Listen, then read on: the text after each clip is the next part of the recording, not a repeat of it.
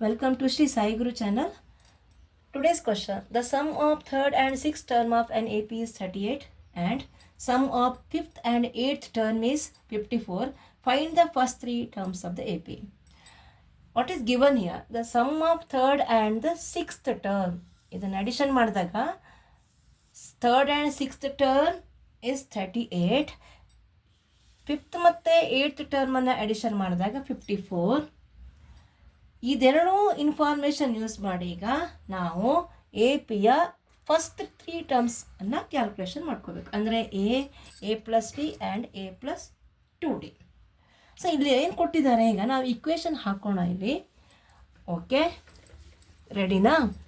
ಈಗ sum of ಅಂದರೆ from the first information sum of third term ಅಂದರೆ A3 plus A6 is equal to 38.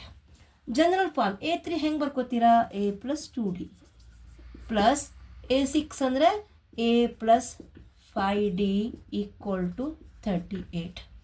ಹೇಗೆ ಬಂತು ಇಲ್ಲಿಗೆ? A3 ಅಂತಂದರೆ A plus 3 minus 1 into D. 3 minus 1 ಅಂದರೆ 2, 6 ಮೈನಸ್ 1 ಅಂದರೆ 5. A plus 5D. So A plus A ಎಷ್ಟು ಬಂತು? 2A plus 2D plus 5D is 7D is equal to 38. So equation number 1. Same procedure. Next information, fifth and eighth term. Fifth term ಅಂತಂದರೆ A5 plus A8 is equal to 54. ಹೀಗೆ ಮಾಡ್ತೀರಾ? Same procedure. A5 means A plus 4D plus 8A plus 7D equal to 54. ಏನು formula use ಮಾಡ್ತಾ ಇದ್ದೀವಿ ಅಂದರೆ N is equal to A plus N minus 1 into D. A plus A 2A, 4D plus 7D ಅಂದರೆ 11D ಆಯಿತು, 54 ಆಯಿತು. So this is the second equation. So ಈಗ ನಾವೀಗ ಎರಡು ಇಕ್ವೇಷನನ್ನು ಕನ್ಸಿಡರ್ ಮಾಡೋಣ. 2A plus 7D equal to 38 and this equation by elimination method. So by elimination method. So next procedure. So ಇಲ್ಲಿ ತನಕ ಅರ್ಥ ಆಯಿತು ಅಂತ ಅಂದ್ಕೊಂಡಿದ್ದೀನಿ. ಇದೆರಡು ಇಕ್ವೇಷನನ್ನು ಕನ್ಸಿಡರ್ ಮಾಡೋಣ. Next procedure. ಸೊ ಇಲ್ಲೇ ಕಂಟಿನ್ಯೂ ಮಾಡ್ತೀನಿ ಈಗ. 2A plus 7D, 2A plus 7D is equal to 38 and 2A plus 11D. Okay, 2A plus 11D is equal to 54. ಇದು ನಮ್ಮ ಎರಡನೇ ಇಕ್ವೇಷನ್. ಈಗ ಇದನ್ನು ಎಲಿಮಿನೇಷನ್ ಮೆಥಡ್, ತುಂಬ ಈಸಿ ಮೆಥಡ್. ಇಲ್ಲಿ ಸೈನ್ ಚೇಂಜ್ ಮಾಡ್ಕೊಳ್ಳಿ. ಪ್ಲಸ್ ಇರೋದು minus minus minus 2A get cancer. 7D minus 11D ಅಂತಂದರೆ ಮೈನಸ್ 4D. ಸೈನ್ ಕಡೆ ಗಮನ ಕೊಡಿ. 38 ಮೈನಸ್ 54 ಅಂದರೆ minus 16. Minus minus cancer. 4D is equal to 16. So D is equal to 16 divided by 4 is equal to 4. D is 4. D value is 4. Common difference D 4 ಬರ್ತಾ ಇದೆ. ಈಗ ಈ ವ್ಯಾಲ್ಯೂವನ್ನು ಯಾವುದಾದ್ರೂ ಒಂದು ಇಕ್ವೇಷನಲ್ಲಿ ಸಬ್ಸ್ಟಿಟ್ಯೂಷನ್ ಮಾಡ್ಕೊಳ್ಳೋಣ. So next substitute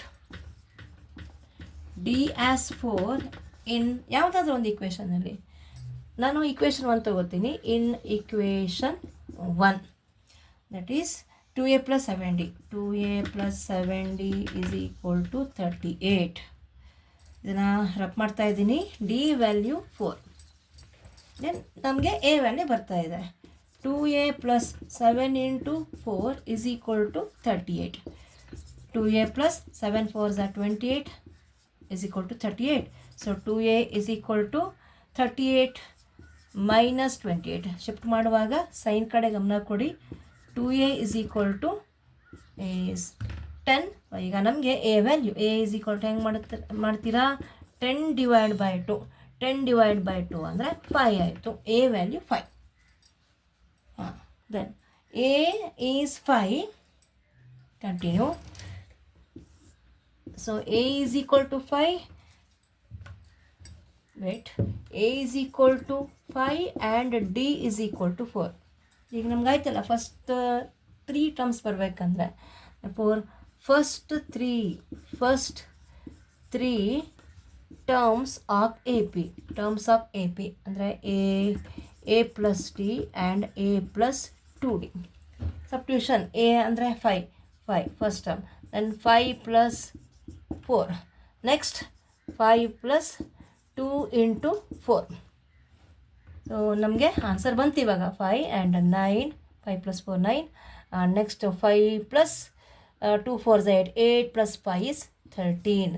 So this is the required answer, 5 9 13. 3 terms of the AP are 5 9 and 13. So ನಿಮಗೆ ಅರ್ಥ ಆಯಿತು ಅಂತ ಅಂದ್ಕೊಂಡಿದ್ದೀನಿ.